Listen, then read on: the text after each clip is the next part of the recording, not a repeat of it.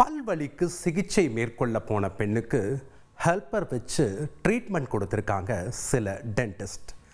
Root கேனலுக்கு gap போடுறோம் என்ற பேரில் கத்தியால் அடித்து இன்னொரு பல்லையே உடைச்சு எடுத்திருக்காங்க அந்த ஆஃபீஸ் அப்ரெண்டிஸ். நான் என்ன பண்ணிட்டேன், நான் எனக்கு எதாவது ஆயிடுச்சுன்னா அவங்களே பண்ணிருக்கணும். ஆக்சுவலி நீங்க என்ன பண்ணணும்னு அவங்கள கேட்ட என்ன சொல்யூஷன் சொல்லுங்கன்னு சொன்னது என்ன சொன்னீங்க? உடையில அது உங்களுக்கு சைட்ல இருக்க கம்முன்னீங்க. அப்புறம் சொன்னீங்க உடஞ்சிருச்சு, நான் ஃபில் பண்ணி தரேன். ஃபில் பண்றதுக்கு தான் நான் வந்து இப்ப என் பல்ல போயிடுச்சு, இந்த 2 பல்லு இப்ப போயிடுச்சு. எனக்கு என்ன பண்ணலாம், அகைன் உங்க ஹாஸ்பிட்டல் நான் ட்ரீட்மெண்ட் பண்ண மாட்டேன். எனக்கு நம்பிக்கையே கிடையாது மேடம். எனக்கு பயமா இருக்கு. எனக்கு நான் எப்படி பண்ண முடியுங்க? எனக்கு பயமா இருக்கு மேடம், என் பல்லே போயிடுச்சே, இதுக்கு பதில் சொல்லுங்க என்று கிளினிக்கிற்குள் ஆக்ரோஷமாக வந்த நோயாளியிடம் 40 வருடம் அனுபவம் வாய்ந்த சீனியர் டாக்டர் அளித்த இரஸ்பான்சிபிள் பதில் இது. நீங்க பாருங்க மேடம், 40 வருஷம் நீங்க தானே மேடம் பாக்கணும். அப்ப நீங்க பண்ணிருக்கலாம்ல. எனக்கு உடைந்த பல்லை மீண்டும் ஒட்ட வைத்து தருவதாக கூறி சமாதானப்படுத்த முயன்றுள்ளார். எனக்கு இந்த பல்லு இப்போ என்ன நடக்குங்க, தூக்க முடியல, எடுக்க முடியலையே, எனக்கு திரும்ப ஒட்டிக்கிச்சு. இந்த பல்லு ஒட்டிச்சு, என்ன பண்ணலாம்? இதை எடுத்தா கண்டிப்பா பிரேக் ஆயிடும், எனக்கு தெரியும். அவ்வளவு ஸ்ட்ராங்கா புடிச்சிட்டு இருக்கு பல்லு. இப்படி இருக்கு பேடுல, இந்த பேடுல இது தச்சா எனக்கு வலிக்குது, மண்டெல்லாம் வலிக்குது. எப்படி ஒரு டாக்டர் சைன் இல்லாம, ஒரு டாக்டர் இது இல்லாம நீங்க எப்படி எங்களுக்கு நீங்க பண்ண முடியும்? பல்வலியோடு வந்த நோயாளிக்கு மருத்துவமனையில் பணியாற்றி வந்த பியூனை வைத்து ட்ரீட்மெண்ட் கொடுத்துள்ளதுதான் நடந்த கலேபரங்களுக்கும் அவரின் மனக்குமுறல்களுக்குமான முக்கிய காரணம். எனக்கு என்ன டென்ஷன்னா, எனக்கு இப்போ வரைக்கும் புரியல. அவங்க டாக்டர் தானே ஃபில் பண்ணி இது பண்ணணும். இவரை வச்சு என்ன ஃபில் பண்ணி வச்சுட்டாங்க. ஒட்டிக்கிச்சு பல்லு, அது வரலன்னு சொல்லிட்டு அடின்னு சுத்தி வச்சு பக்கத்துல இருக்கப்பல உடஞ்சிடுச்சு. ட்ரீட்மெண்ட் என்கிற பெயரில் அந்த அப்ரெண்டிஸ் ஆபீஸ் பாய் சுத்தியால் ஓங்கி அடித்ததில் அந்த நோயாளியின் மற்றொரு பல்லும் உடைந்திருக்கிறது.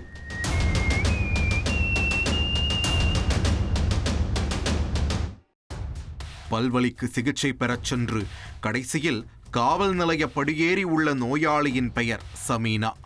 சென்னை கொளத்தூர் பகுதியைச் சேர்ந்தவர். 9 வயது மகனை சிங்கிள் மதராக வளர்த்து வரும் சமீனா டிஜேவாக பணியாற்றி வருகிறார். இவருக்கு ஏற்கனவே ரூட் கெனால் செய்யப்பட்டிருந்த பல்லில் திடீரென வலி ஏற்பட்டிருக்கிறது. அதன் காரணமாக மாதவரத்தை அடுத்த மூலக்கடையில் அமைந்துள்ள தனியார் டென்டல் கிளினிக்கிற்கு சிகிச்சை பெற சென்றிருக்கிறார். சமீனாவை பரிசோதித்த மருத்துவர்கள் ரூட் கெனால் பொருத்தப்பட்டிருந்த பற்களுக்கு புதிதாக கேப் போட வேண்டும் என அறிவுறுத்தி ட்ரீட்மெண்ட் கொடுத்துள்ளனர். ஆனால் சமீனாவிற்கு பொருத்தப்பட்ட புதிய கேப்ஸ் பற்களின் வரிசையில் சரியாக பொருந்தவில்லை. இதனால் தண்ணீர் கூட குடிக்க முடியாமல் வலியில் துடித்தவர் மீண்டும் அதே மருத்துவரிடம் சிகிச்சைக்காக சென்றுள்ளார். ஒன்றும் பிரச்சனை இல்லை மேடம், லைட்டா மிஸ் ஆகிடுச்சு, மறுபடியும் அதை பிடுங்கிட்டு இந்த முறை கரெக்டா ஃபிக்ஸ் பண்ணிடுறோம் என்று உத்தரவாதம் கொடுத்துள்ளனர். ஆனால் அன்று பேஷண்ட்ஸ் அதிகமாக இருந்த காரணத்தால் ஏற்கனவே பொருத்தப்பட்டிருந்த கேப்பை அகற்றுவதற்கு அதே மருத்துவமனையில் பியூனாக வேலை பார்த்த நபரிடம் பொறுப்பை ஒப்படைத்திருக்கிறார்கள்.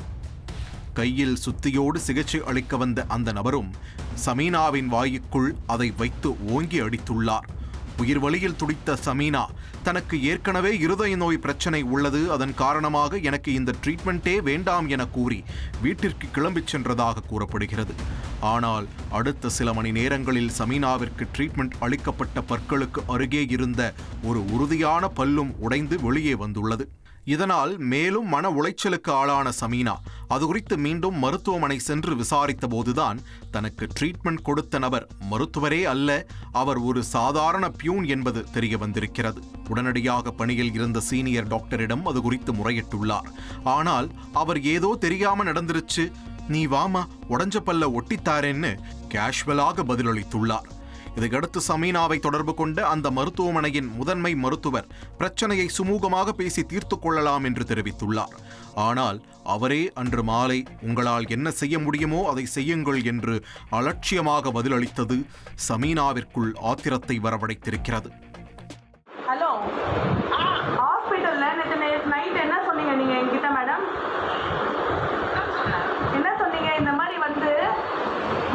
மாதிரி நீ பாருமா, பிரச்சனை ஆயிடுச்சு, ட்ரீட்மெண்ட் நாங்கள் பார்த்துக்குறோம், நேற்று கம்ப்ளைண்ட்லாம் வேண்டாம், நைட்டு நாங்கள் ஹாஸ்பிட்டலில் பேசுகிறோம், நீங்கள் என்ன சொல்கிறோமோ அதை நாங்கள் கேட்குறோம் அப்படின்னு சொன்னீங்க. நீங்கள் பண்ண ப்ராப்ளத்துக்கு இப்போ காலையில் வந்து அமுச்சு விட்ட விட இல்லை தான் சொன்னீங்களாமே மேடம்? ஆமா, கம்ப்ளைண்ட் பண்ணுவேன்னு சொன்னேன். அப்படியா? ஆமா, கம்ப்ளைண்ட். சரி, ஓகே, நான் கிளம்புறேன். இதனைத் தொடர்ந்து பாதிக்கப்பட்ட சமீனா மாதவரம் காவல் நிலையத்தில் இந்த சம்பவம் தொடர்பாக புகார் அளித்துள்ளார். புகாரின் பேரில் போலீசார் மேற்கொண்ட விசாரணையில் சமீனாவிற்கு சிகிச்சை அளித்தவரின் பெயர் குமார் என்பதும் அவர் மருத்துவர் அல்ல, வெறும் கிளினிக் அசிஸ்டன்ட் என்பதும் உறுதியாகியுள்ளது. இருதய நோயால் பாதிக்கப்பட்ட சமீனாவிற்கு முறையான ட்ரீட்மெண்ட் அளித்து அவருக்கு ஏற்பட்ட மன உளைச்சலுக்கு உரிய இழப்பீடும் வழங்க வேண்டும் என்பதே அனைவரின் எதிர்பார்ப்பாகவும் உள்ளது.